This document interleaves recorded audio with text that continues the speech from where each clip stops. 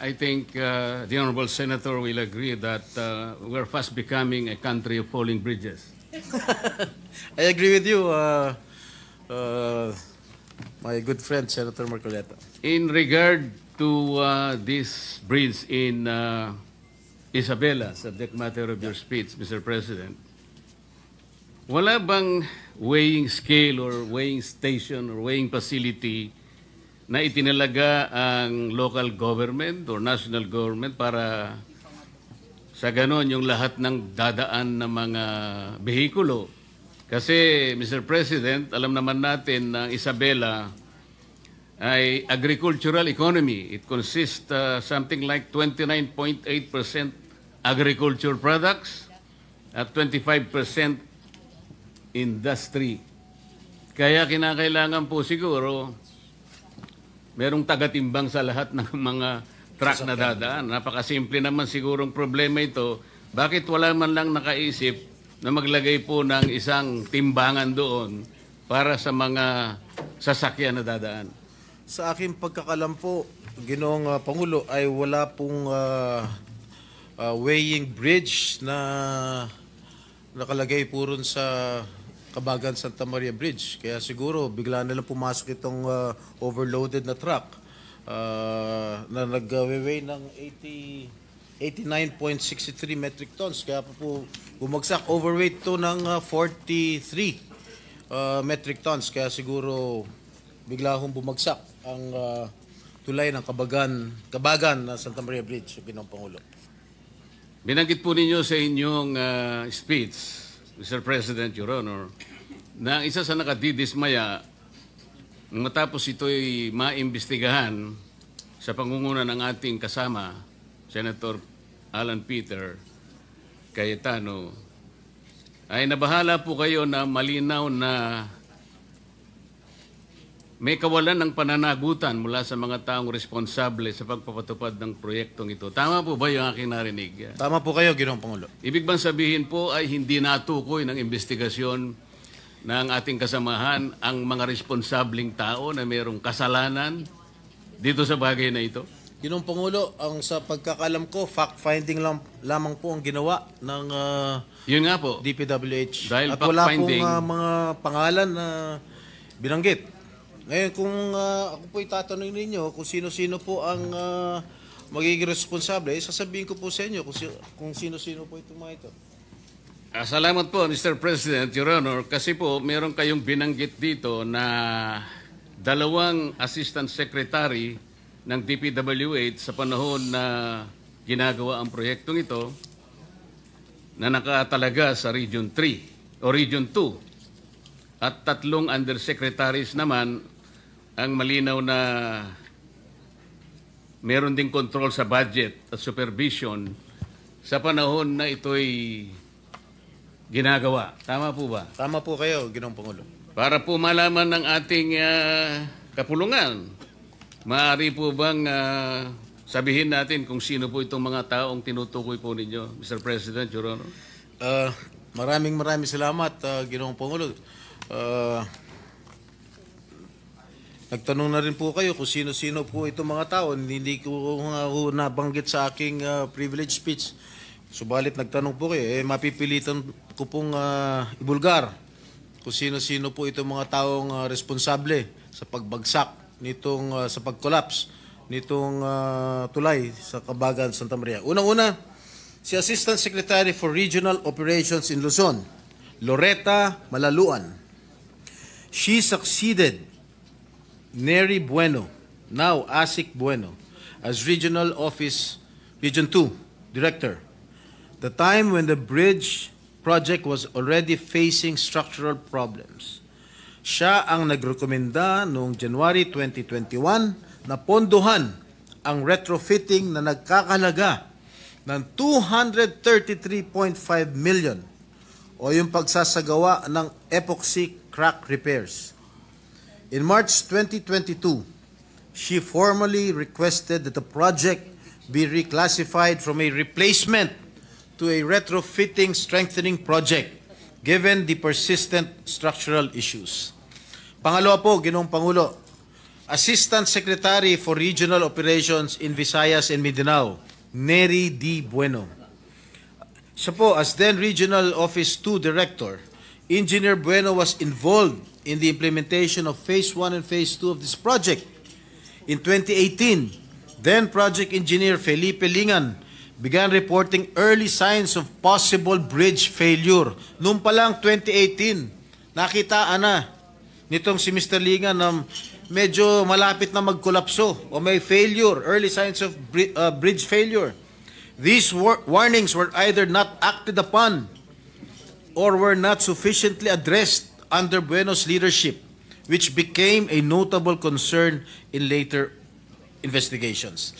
Ginoong Pangulo, yung tatlo pong nabanggit kong undersecretaries, napapangalanan ko rin ngayon. Ito po hanggang ngayon ay nanunungkulan pa rin bilang undersecretary ng DPWH. Unang-una, Undersecretary for Regional Operations in Luzon, Ginoong Eugenio Pipo Jr.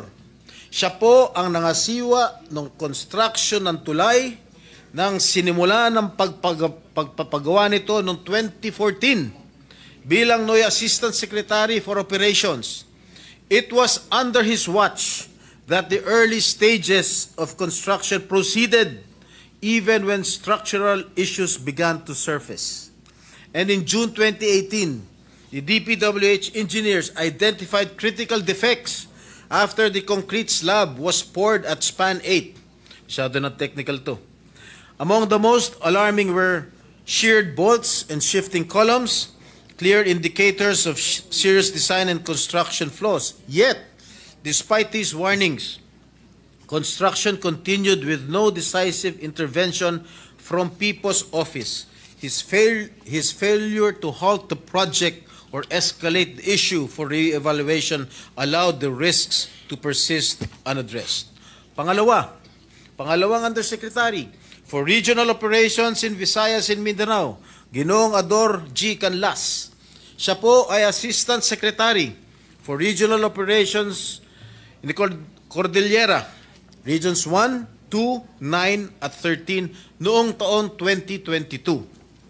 Retrofitting began in 2023 with 285 million allocated for structural strengthening. The engineering designs were completed and submitted, and multiple iterations of the as-staked plans were prepared by DPWH Region 2. And during this phase, Undersecretary for Technical Services Ador Canlas became directly involved.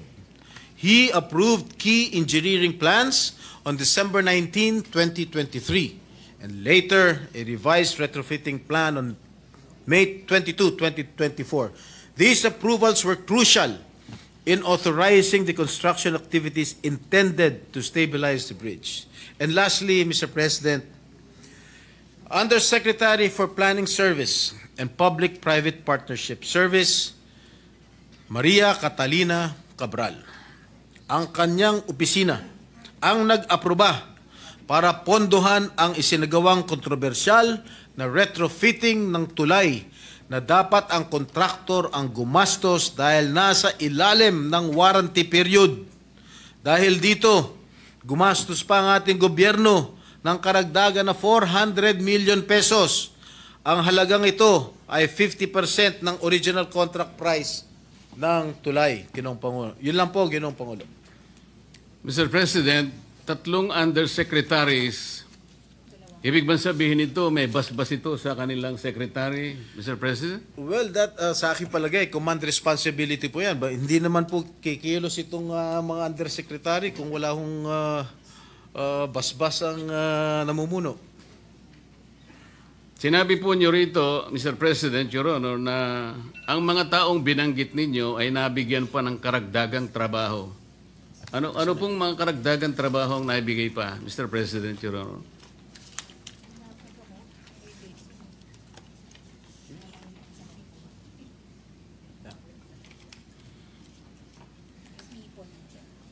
Habang binabasa po ninyo yan, karagdagan sigurong impormasyon, Mr. President, mayroon po akong nabasang isang parang briefing na Dalawa po sa binanggit yung undersecretaries, parang nagkaroon po ng pagbabago, atas ng panibagong katungkulan, nagmula mismo sa tanggapan ng DPWH. Tama po kaya yun? Tama po Mr. kayo, President, Your Honor? Tama po kayo, Ginoong Pangulo. Nasaan? At binanggit din po ninyo sa inyong speech, Mr. President, Your Honor, na tila kayo'y nagsususpecha at maaaring sila pinatutungkulan ng Pangulo nung sinabi niyang mahiya naman kayo. Ano po ang pinagbabatayan niyo rito? Malamang itong sinasabi ng ating Pangulo na pinatutungkulan ng ating Pangulo na mahiya naman kayo. Palagay ko, ito po yung mga opisyalis ng DPWH na kasangkot o kasabwat sa pagpapatayo nitong collapsed bridge nito sa Isabela. Siguro po ang mas tamang isipin natin, ilan lang siguro sila sa pinatamaan ng Pangulo. Kasi nung sabihin ng Pangulo po ito, Mr. President, nakaharap po siya sa Kongreso eh. Napakarami pong contractor doon eh. Kayo po nakakaalam nun dahil kayo po nanggaling sa House of Hindi Representatives. po, tinatanong ko po kayo kung kayo isang ayon na maaring mas marami ang pinatutungkulo ng Pangulo. At hindi lamang po bagsakan ng tulay ang pinag-uusapan doon.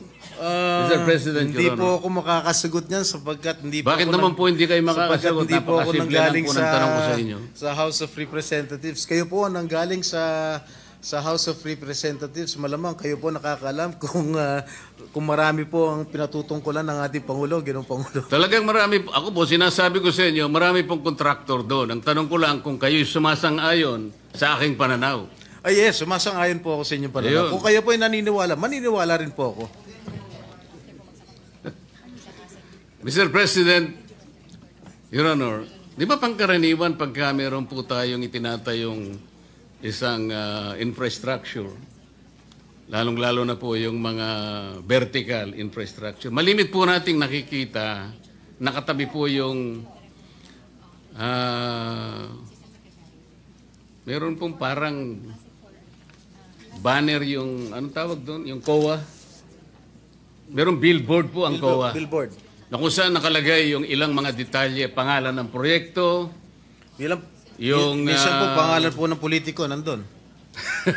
yung halaga ng proyekto, yung description hanggang saan, di ba? Yung contractor kung sino yon.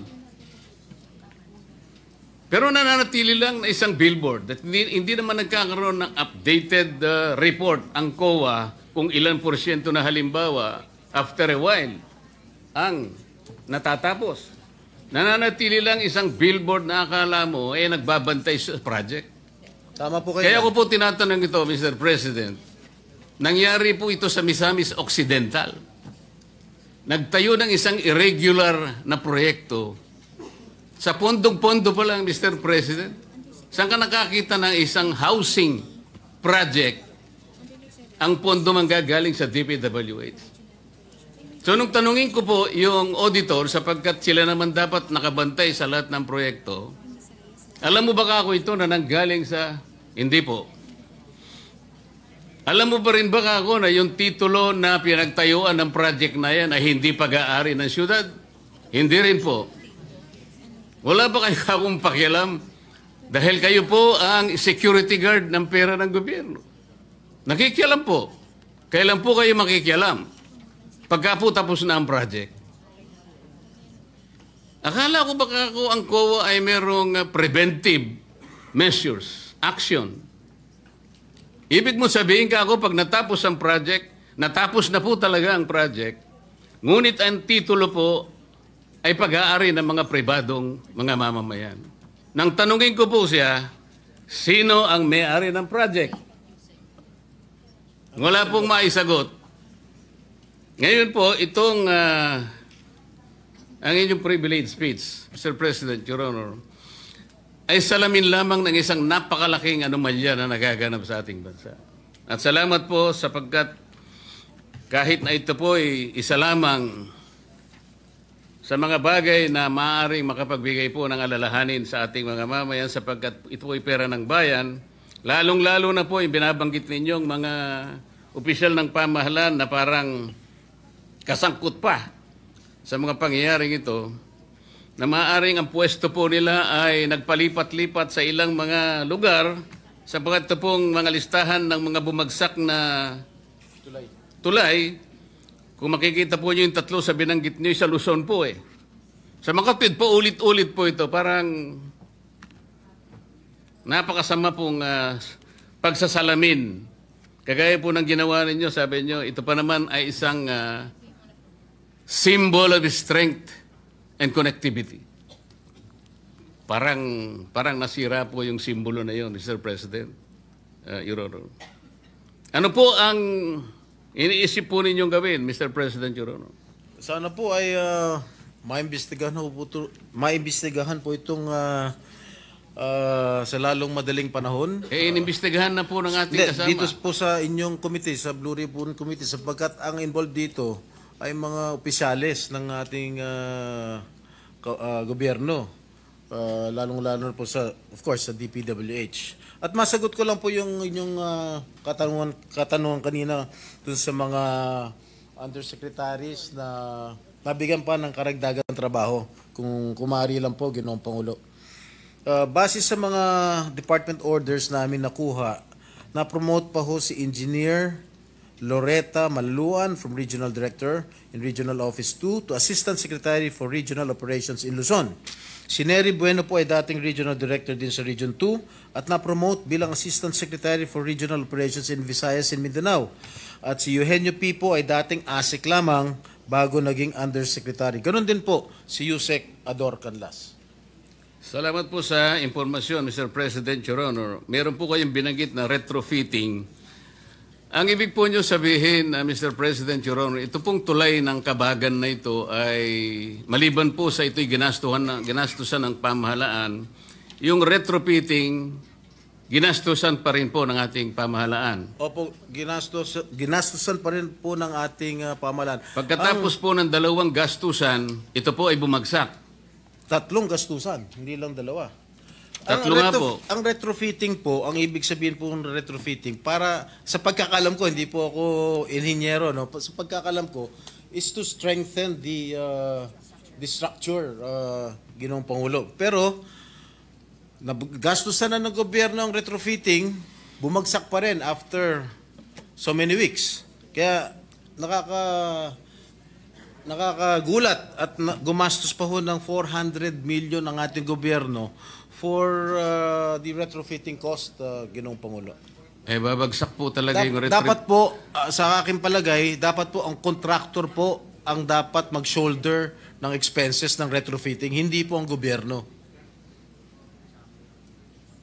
So 3 beses pong gumasta ang pamahalaan, Mr. President. Opo. At bumagsak. At bumagsak pa rin. So 3 beses pong nasampal ang Pilipino. Tama po kayo. Salamat po, Mr. President. Maraming salamat po. Majority Leader.